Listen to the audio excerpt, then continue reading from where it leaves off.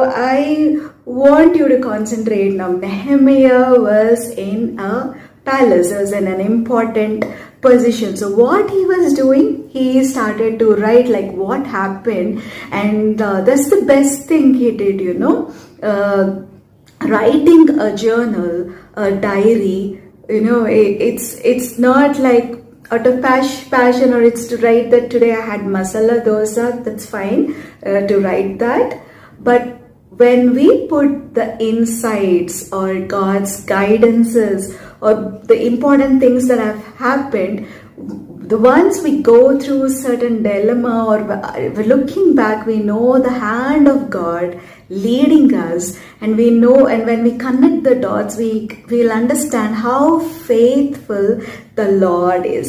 In Nehemiah ఇదంతా చెప్పడం, భవంతిలో ఉన్న నెహెమియా ఎలాగ ఈ యొక్క కార్యాన్ని నెరవేర్చారు అని చెప్పడం మనకి ఎలా అర్థమైందంటే, ఆయన ఒక డైరీ రాసుకున్నాడంట. ఆయన జీవితంలో జరిగేది ఎంతో మంచి అలవాటు. ఒకవేళ డైరీ రాసుకునే అలవాటు ఉంటే రోజు ఏం జరిగిందో చిన్న చిన్న వాటితో పాటు దేవుడు ఏం చేశారు, ఎక్కడికి తీసుకుని వెళ్ళారు, ముఖ్యమైన ఘట్టాలు, ముఖ్యమైన అంశాలు, ముఖ్యమైన పాఠాలు మనం రాసినప్పుడు, తిరిగి మనం చూసుకున్నప్పుడు, ఏదైనా ఆలోచన చెయ్యాలి అన్నప్పుడు, లేకపోతే ఎలాగ దేవుడు ఈ విషయంలో నన్ను ముందుకు తీసుకెళ్తారు అన్నప్పుడు తిరిగి చూసినప్పుడు, దేవుని హస్తం ఎంత నమ్మకంగా మనల్ని నడిపించింది, దేవుడు ఎంత దయ కలిగి, ఎంత ఫెయిత్ఫుల్గా విశ్వసనీయతను చూపిస్తూ మనల్ని నడిపించారో మనకు అర్థమవుతుంది. So these days not diaries, but people go with the Instagram like me, so we can also put in the Instagram. So this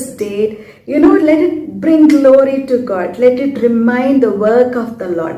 Instagram లో మనం పెట్టే పోస్ట్ కూడా ఏ రోజుకి ఆ రోజు ఏదైనా పెడుతున్నాము అంటే అది దేవుని యొక్క మహిమను తెలిపేదిగా, దేవుని చేసిన కార్యాన్ని తెలిపేదిగా పెట్టుకోవడంలో తప్పేమీ లేదు. మంచి కోసం వాడుకోవడంలో అసలు పొరపాటు ఏమి లేదు. there's nothing wrong in using technology to connect with God and connect others to God.